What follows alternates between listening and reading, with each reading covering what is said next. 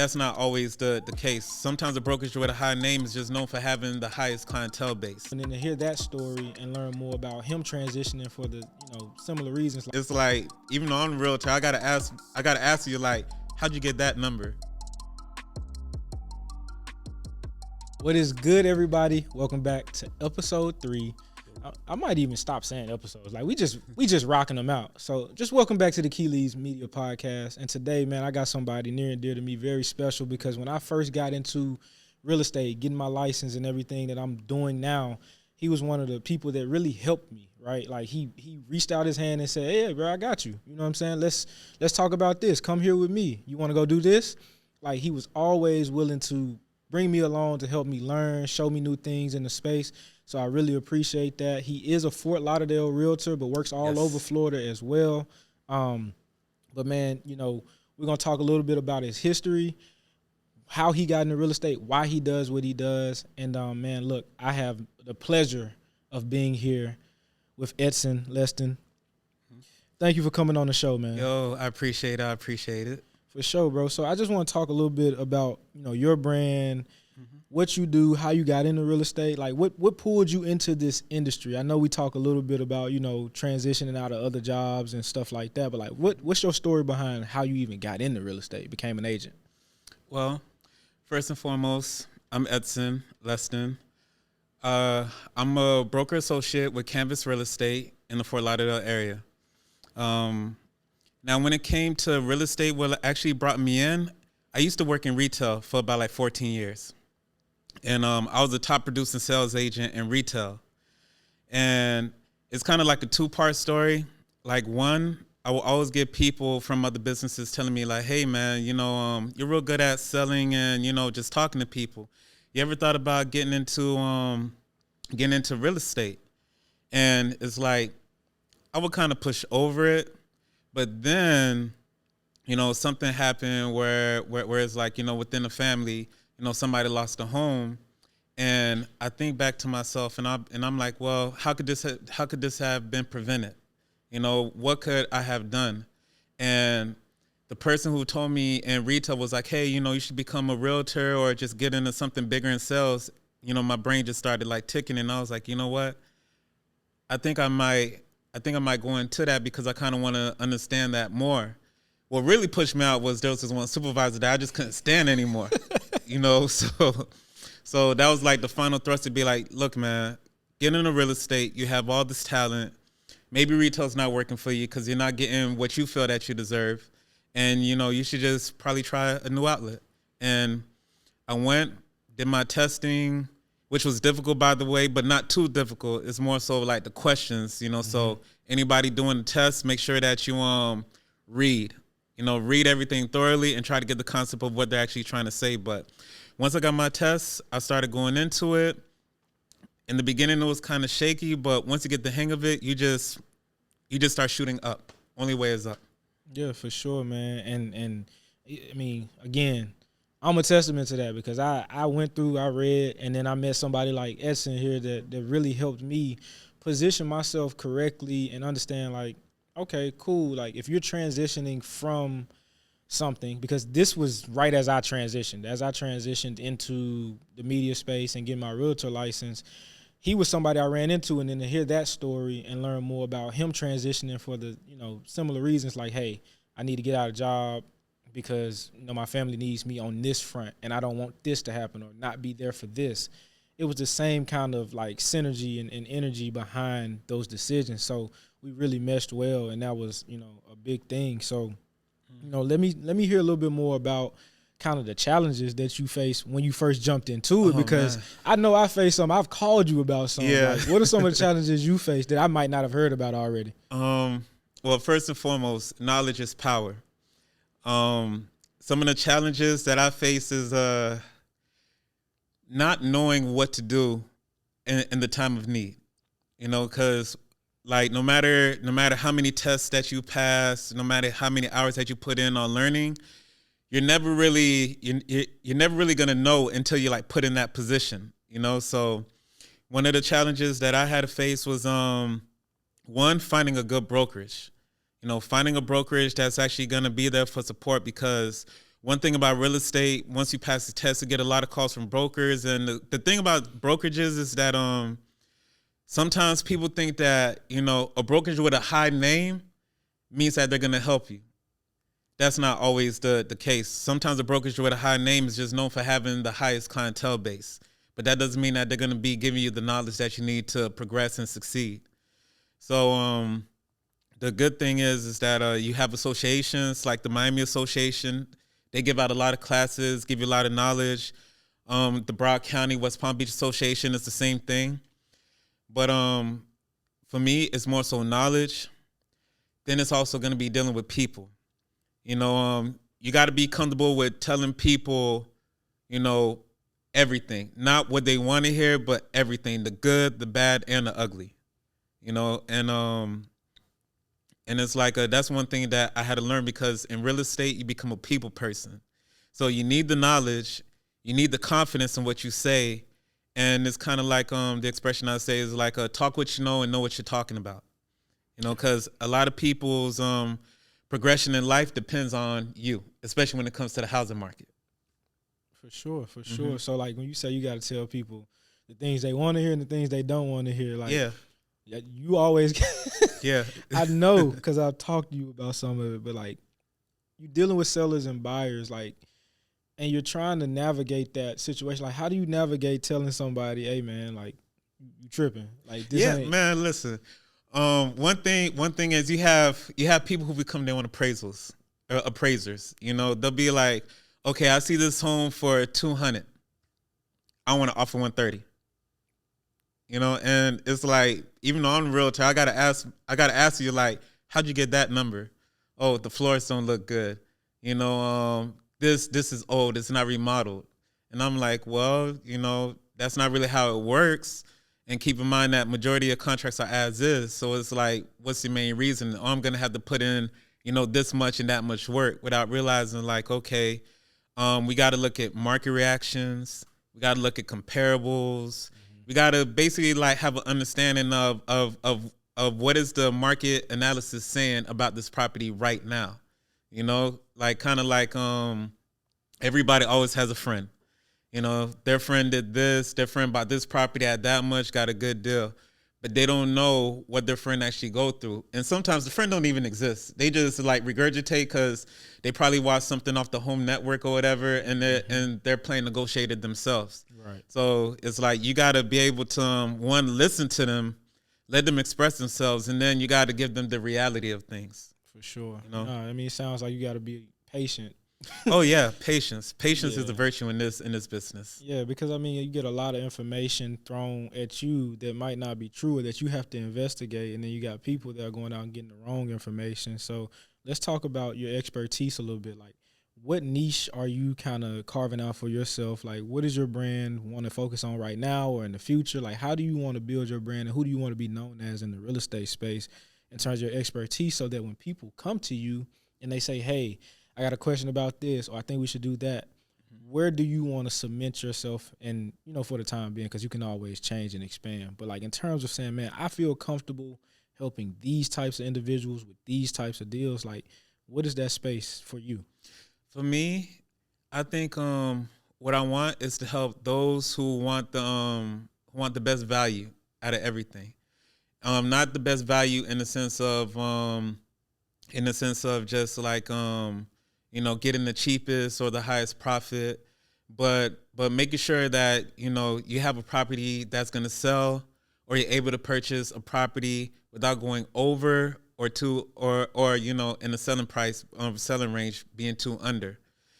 And also like I like to be kind of like an expert within Broward County, Fort Lauderdale to be exact, because I know what's going on. I grew up here, and I kind of want to be that residential realtor that could just tell you everything. I'm not just here to sell you a house. I want to sell you an experience. I want to be like, hey, if you're thinking about moving to Fort Lauderdale, think about some of the events that we have. Aaron C. Show, Sis Trunk Parade, cultural activities like every third Saturday of the month.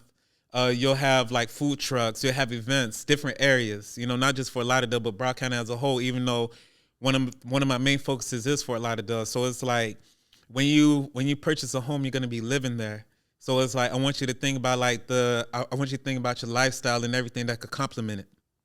You know, and whether you're a homeowner, even investors too, when they teach you like, hey, this city's booming. Take a look around, everything's being built up. Like what you may want to do is you may want to invest in that. It may be a good turnaround for you. You bought a home, you're in business. I want to teach you that, hey, we're one of the biggest business hubs, in the United States. You have Las Olas. You're going to be able to meet connects. You're going to be able to grow, expand your business. I just want you to know, like, here, not only am I a realtor to your home, I'm a realtor to like help you out with expanding your lifestyle. For sure. And, I think you do a great job at that, by the way, because you've invited me to some things that were awesome. So, like, if Edson invites you to anything or you reach out to him and he says, hey, go here or let's meet here, it's probably going to be a good time. I'm just letting you know. Trust me, it's a party. Yeah, off the top, it's always a good time because I came out to the thing with the food trucks. So that I came out with that. I met you. I met one of your friends. Yeah, that was a really cool experience. Was a cool, thorough dude. So good experience, and that's just me as a realtor. So imagine if you're his client, right, or potential client, lead, prospect, whatever you want to call it. Like Edson has those things, but I want to pinpoint on something else that's a little bit off. It's not off track because it's still real estate, it's still community. But like one of your passions is cooking. Mm-hmm. So like when it comes to food spots, tell me a little bit more about some of the food spots or some of the food events and things that you be involved with in the Fort Lauderdale or even just South Florida area, because I know you do a lot of that. That's where you meet a lot of people. Mm-hmm. And one thing about it, food is close to the heart. So yes, if you can, go into houses and say, look, man, this is a great place for you to cook, I'm pretty sure that's an exciting showing for you. So let's talk about kind of your passion in that space as well. Well, the best thing about it is cooking relates to real estate too, because two of the biggest things that a lot of people look at when it comes to real estate is the bathroom, but the kitchen. Mm-hmm. Like the kitchen to me, that's like the peace treaty table, because like the only way I'm gonna get mad within the kitchen is if the food ain't got no flavor. That's the only way. But when it comes to South Florida is like Florida is the only state where you actually got to drive up north to reach the southern roots. Other than that, South Florida is like you basically have like the West Indies and all the islands, and it's just a cultural hub. Like not even just that, you have like the Middle East. You have some Greek, you have some everything.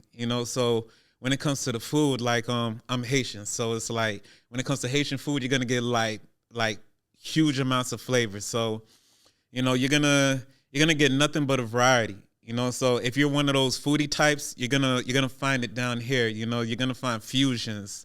We got enough time because I could talk about food all day. The fusion. Well, hey, look, let's talk a little bit about any events coming up that you want people to know about in terms of food that they can come meet you at those events. Well, what I'm saying? Yeah. Like you have Fort Lauderdale. They have every third Saturday. You're gonna have them. You're gonna have the food trucks. Hollywood also has one. Majority of the time, they're always on like the third Saturday, third Friday, different events. Oakland Park is also up and coming, and they're starting to do that. So you get a lot of food events. It's one of those things where it's like I can't be specific on dates, but the best thing is when you go to the city websites, they kind of give you an idea on all the festivals that are coming up. Like I think the next one that I'm looking at is the Sistrunk Festival. Mm-hmm. I'm not sure if that has come up yet, but they have a festival that's coming up. That's going to be very, very nice. A very historic area within the Black community, and you're gonna get some of the best of like soul food from Betty's. There's gonna be barbecue.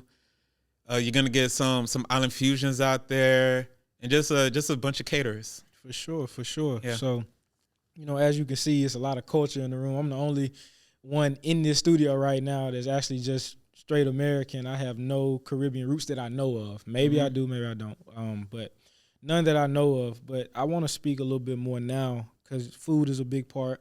You being Haitian, and then also being from the Fort Lauderdale area, the South Florida area, there's a lot of ties to a lot of culture and things that you're a part of and that you're entrenched in.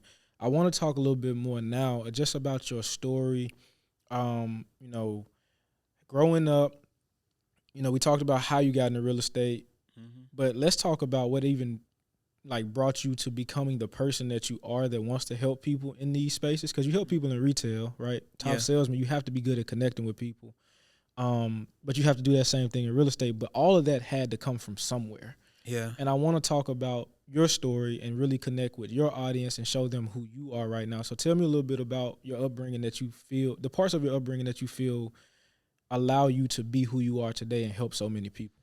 Yeah. Well, for me, my upbringing, because I'm Haitian, so I'm first generation Haitian. So a lot of my friends and my peers, our parents came directly from Haiti, like off the boat. Some just got here, like however they got here, we were here, and we basically just had to build up from the ground up. So one of the biggest things was that we learned that we are a community. We had to look out for each other. We had to understand the way of life, and basically plan our futures for where we want to be. Just set an imprint. And growing up in Fort Lauderdale, especially growing up in like we call it the Avs or whatever. Some which is also nearby the East, depending on which side that you're on. One thing that we learned is that as you grow, you're gonna see the community change. In the beginning, you're gonna have humble, rough beginnings, but as times progress, you begin to see changes. Some changes could be for the better. Some changes could be for the worse, but not in the way of like everything's deteriorating, but in the way of like we're losing ownership. You have gentrification come in, and you see that within the area of like Sistrunk, which is also up the street. It's one of those things to where it's like we learn as a community, we have to basically like create maintenance within our community. You know what I'm saying? Like I kind of see a lot of places change, and a lot of the community that represent us isn't there anymore. So one thing for me is that I always try to, just educate us to being like, hey, if we're going to speak about having wealth within our community, wealth within generations, we need to understand like how can we have ownership within our community? How can we maintain ownership in our community? How can we expand ownership within our community? So being a realtor gives me the opportunity to just, talk to everybody, because within our community, like as soon as you become the real estate guy, or you could be a nurse or whatever, everybody within the community, they tend to come to you to ask all these questions, be like, hey, I'm looking for help, because they feel as though that whatever situation they may not get the proper help because they're not there yet. So for me, I look at it as like, hey, you may not be there yet, but you will be. You can be. Because I'm looking at future sight. Where we're at now is just where we're at right now in present times. But tomorrow, the dawn is upon us tomorrow. So it's one of those things to where it's like, for me being a realtor, being able to let people know where the market's going, being able to be like, hey, you're doing this. You want to purchase a home. This area, if you look at it, you may not see any value in it today, but if you look at what's going on around it, understand that it's going to trickle into that. You may want to focus into that. Something small today, like plant a seed today, you're going to have a tree tomorrow that's going to bear fruit. Right. For sure. So, and with that being said, I mean, you're a great community leader in your community, and I want to talk about why doing things like this, right? Being on a podcast, being on a platform, creating content, because I know we've shot, a content piece that you put out that I think, was great. And it really helped me out to, one, show that I can do it. But also it was just a great experience working and being able to see one of the listings that you want to highlight. Let's talk about this content and how it relates to that story of community and influence and putting the information out there so that your community and all communities similar to yours that might want to come to you for that information. Why is it so important to be on something like this and create content for your socials or your websites or whatever? Well, you taught me the importance of it because one, like I wasn't really big into showcasing everything.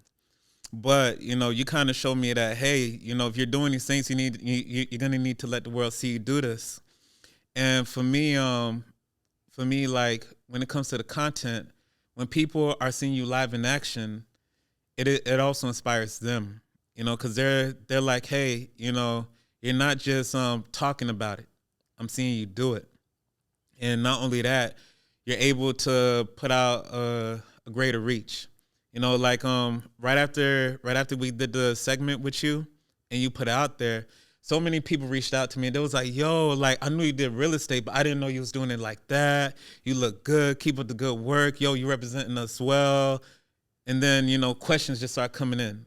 A lot of people that wouldn't approach me for assistance because they're just like, I don't know. Now they're like, I know. Let me come talk to you. So when you put out content, it's kind of like you become your own billboard. They're like, oh, this is what you do. Oh, you're at this level. You know what I'm saying? Sometimes they create their own assumptions off of seeing like, oh man, like you're dealing with high rises, you're dealing with high value properties. Are you willing to work with us? We're not that big, but you seem like you know what you're talking about because you're here. Are you willing to come? Are you willing to step down and come help me out in the situation to where I want to build up and get to there? And I'm just like, yeah, because it gives us an opportunity to open a channel of communication. For sure. You know what I'm saying? So whenever you have content, it gives people insights to being like, hey, this man knows what he's talking about. He's able to be inside this place. It's no longer like a secluded assumption. Now it's just like, okay, I see you. You know what I'm saying? Not only do I see you, I need to talk to you. I want to get some information. I want to see how you can help me, and in return, I can help you.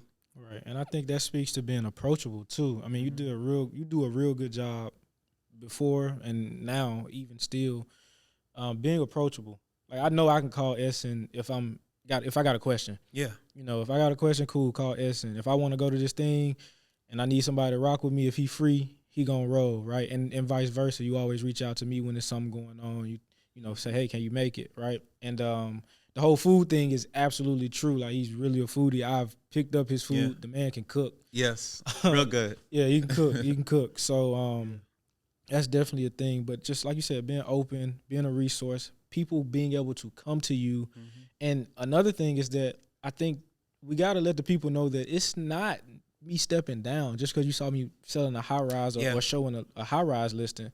It's also townhomes, duplexes, fix and flips, a whole bunch of different things that people can do.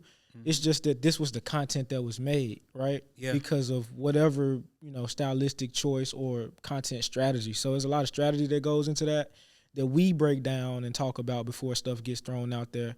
But if we do something else and it works, then more of that content might come out at their request, right? If they're engaging and interacting. So having all of that is really important for you, for me, for everybody out there that's creating content in whatever space they're creating it in. It's important to have that so that you can say, okay, this is what's working, or this fits the brand, or this is solving this problem. Because once you do that, you start to pinpoint content series. I can do a series here. I can do a series there. I can fix this problem. I can fix that problem. So understanding that, I think, is really important, man. And I just appreciate you sharing that. I appreciate you sharing your story, people being able to connect with that, and just showing that you're an expert and overall good human being, bro. And I appreciate you coming in for this shoot, man. So what I want to do now is just let the people know where they can find you. You know what I'm saying? On Instagram, YouTube, whatever, any social platform or your website, emails, whatever you want to put out there, let the people know. Yeah. On social media, you can find me at e.lestin, E.Lestin, real estate. Feel free to contact me on floridahomesandsunshine.com, or you can find me on canvasre.com. And I wanted to touch on one thing that you said, like, it's not stepping down. You could do duplexes, buildings, high rises, land, or whatever. I think it was great that you said that, because I always tell people real estate is not just selling a home. There's a lot of people who make money in real estate and they don't sell homes. Real estate isn't just buying the homes. Like you could purchase land, parking lots. Yeah. That's a big thing. You know what I'm saying? Just a little gem for you. So I'm happy that you touched on that. But yeah, you could follow me on Instagram, e.lestin real estate. My email is e.lestinrealestate@gmail.com. And I'm always looking forward to helping you. Give me a call, drop me an email, and I'm here for you. For sure, man. Well, hey, I appreciate you coming. I appreciate y'all watching. Yes. And again, shout out to Content Factory Media Group, because we would not be able to shoot this if they weren't sponsoring this, letting us use this beautiful facility. Yes. Being able to come in, work with the guys that I've known for a while now, man. But every time we come in, it's a pleasure. Everything runs smooth. And, man, look, it's been a blast. So that is Key Leads Media. We ain't going to say what episodes it is, just the Key Leads Media podcast, because we're going to keep churning them out. As long as you got value from it, that's what we're proud to do. So we appreciate y'all. And we out till next time. Yes, and I appreciate you having me. For sure. Yes, one time. Not left hand. Not left Oh, hand. yeah. Yes. Cool.